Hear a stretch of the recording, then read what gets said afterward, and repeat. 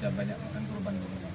Makanya di sini ada bekas penjara, dapur juga nanti ada lubang tumbang mayat di sini. Karena dapur digunakan dulunya bukan untuk masak, tapi digunakan sebagai ruang eksekusi. Jadi kalau bapak masuk di sini, turun tangga sampai di sini, kalau seandainya masuk ya nggak perlu naik tangga lagi pak, keluaran bisa di sini. Oksigen gimana? Oksigen sejuk pak. Iya, karena di bank itu memang sengaja buat. Padahal lubangnya di kedalaman 40 meter, biasanya panas pengap nggak ada oksigen. Tapi Jepang udah rancang, dia buat lubang ini tembus ke jurang macam ini. Jadi angin dari jurang tuh yang masuk ke dalam, maka sejuk ini.